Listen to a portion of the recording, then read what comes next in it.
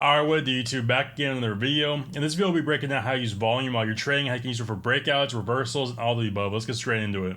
So price shows you where a stock moved, and volume shows you how much conviction was behind it. And I'll be showing you the volume patterns worth knowing and what each one is telling you.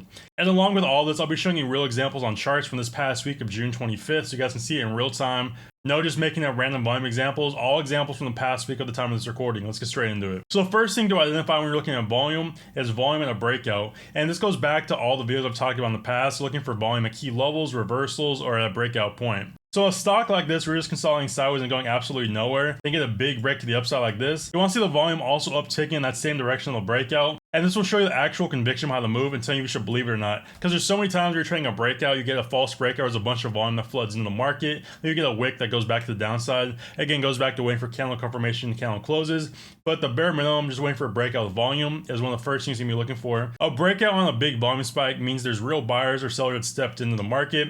A breakout on quiet volume is suspect and usually gets faded fairly quickly. Like it says right here, big volume on the break means conviction. No volume means no one's back in the move and there's no conviction behind the move. So if you're looking at volume at the bare minimum, just be looking for conviction, and that's all you're looking for. Is there volume on the move? That tells you there's actual buyers or sellers entering the market, and big buyers actually have lots of money to move the market in the direction they're trying to get the market going. So looking at Tesla here today on June 26th, the Friday, we have a bunch of key levels marked out, but the big one we're looking for was the break above prior day highs on Tesla stock. So as you guys can see right here, we're on the 1 minute time frame. We have prior day high marked at 379.12 on Tesla stock. So along with the break and retest, as you can see right here, break, retest, push back up to the upside, retest this level of support down here on prior day high. Look at the volume ramping up to the downside as you start breaking out, showing you there's actual conviction behind the move, and there's actually real buyers backing this move. Let me turn the volume opacity up a bit so I can see it a bit more. So as you can see earlier on in the day, around 9:57 Central, there's really no volume entering the market, and you're trading about 50,000 shares every minute here on Tesla stock. But the second you start breaking up prior day high and getting some volume and mounting the level as support, at 10:17 no Gucci Mane, you start getting about 200,000 shares moving every 1 minute here on Tesla stock, and that propels you back up to the key level here at 33, and then ultimately highs up here around 387 here on Tesla stock, just by looking at the volume down here that was coming in the market, and by looking at it previously, because you can see right here, there was pretty much no volume coming to the market in these areas, but once you actually got the breakout above prior day high, that's when volume flooded in the market, showing you actual conviction behind the move, and real buyers were actually stepping in the market, and you can trust this move to the upside on Tesla stock. Because Tesla's also a name that's prone to lots of false breakouts, so having the volume behind the move can help you avoid false breakouts, not getting stuck in a trap or a liquidity sweep.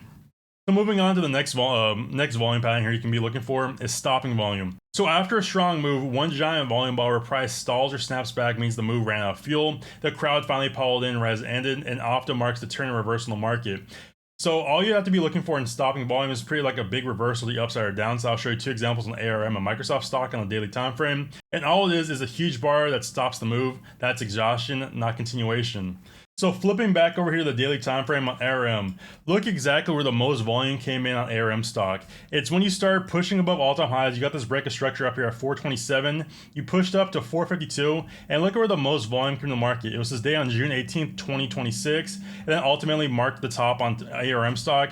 And since then, you've dropped about $110 or 25%. Just by looking at the volume here on the daily time frame of what we call stopping volume or reversal, when the volume upticks and is the most volume in the trend, that marked the short-term top, and ARM has since pulled back 25% just by looking at the volume pattern here on the daily time frame.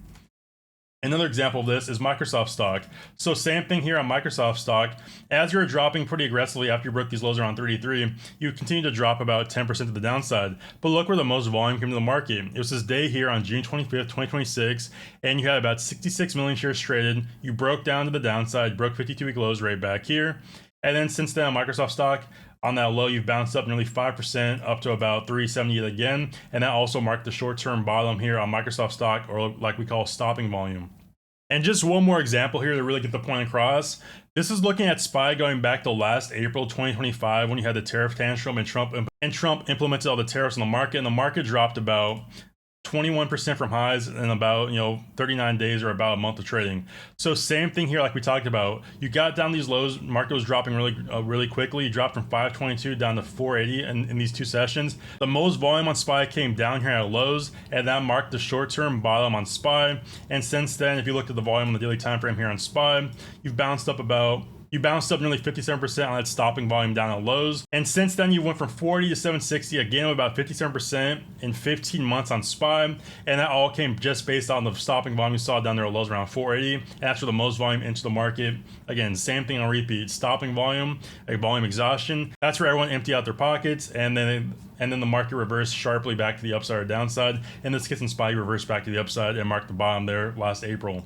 And the third pattern you can be looking for is a low volume pullback, something like a bull flag or a bear flag. After a breakout, you want the pullback to come on shrinking volume. Light volume means sellers are absent, not aggressive. It is a healthy pause where the trend picks up. So lots of times when you see a big move on a stock like Tesla, Nvidia, or whatever name you're looking at, if you're trading to the upside, you'll typically see a quick little pullback on lower volume, and then the move continues back to the upside. Again, like we call, you move up to the upside, bull flag right here, break a structure and push back to the upside. Or if you're looking for a bear flag pattern, you'd be coming back to the downside, shot back up slowly, and then get that drop back down on shrinking volume, in this case for a bear flag breakout. So again, in this example, we're going to be looking at Tesla here. So Tesla today from June 26, 2026, the same thing happened here on Tesla stock. Again, mounting prior day highs up here at 379. So look exactly what happened as you started breaking. You can see right here, resistance, resistance, resistance, flip it back into support. Look exactly what happened down here in the volume pattern. As you start again this breakout, you get a low volume pullback right here. Volume shrinks to the downside.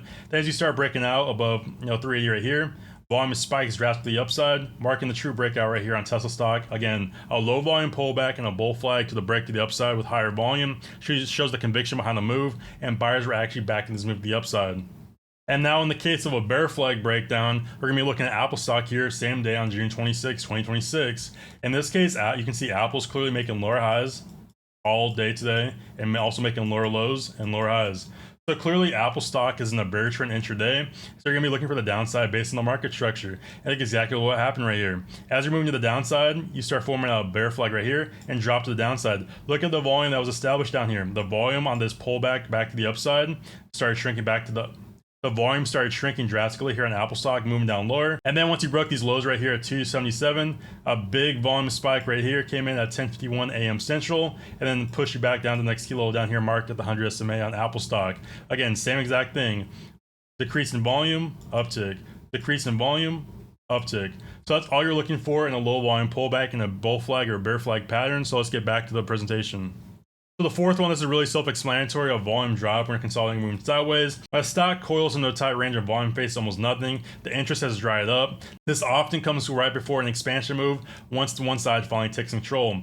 Volume drying up in the base means it's coiling for the next move higher or lower. So this one's pretty straightforward. If you're just consolidating sideways on whatever time frame you're looking at, it typically means you're just cooling for the next leg higher or lower, and the volume will typically get really, really low until the breakout. As you can see right here, the range tightening, the range of the stock is getting smaller and smaller as volume fades almost nothing. Then all of a sudden you'll see a huge uptick in volume to the upside to push it in either direction you're going. In this case, it could be either direction, but again, just waiting for confirmation count closes and also volume spiking whatever time frame you're watching. And the fifth and final example of volume is a volume divergence. Price keeps making new highs, but each push comes on lower and lower volume. Fewer buyers are chasing it every time, and the trend is running on fumes and is more likely to stall or roll over. Higher prices on lower volume means the move is losing fuel. So one more example of this, we'll look at SPY. So as you can see here on SPY, as you start pushing up to 760, you're making these higher highs and higher lows. But every time you made new pushes on SPY, the volume was pretty much non-existent. And then once you got this final push up to 760 here on SPY, the volume was flatlined and no breakout volume. And then once you got this big red candle right here on June 5th, you dropped about 4 or 5% here on SPY, and you had an uptick on volume right here. And that marked the short-term top here on SPY because volume faded out. Buyers are losing interest. And now since this day here on June 5th, 2026, you can see you made another lower high right here on SPY and try to make another lower low down here. And the volume since then has increased pretty drastically, going from about 45 million shares traded to an average of about 95 to 100 million shares on SPY being traded. Again, that's what we call a volume divergence. So if you guys enjoyed the video and the volume examples made sense, be sure to drop a like, comment, subscribe, and stay tuned for the next video. I'll be posting it in 4 days. Follow for more trades and content coming way soon. Easy money sniper alert. Simple.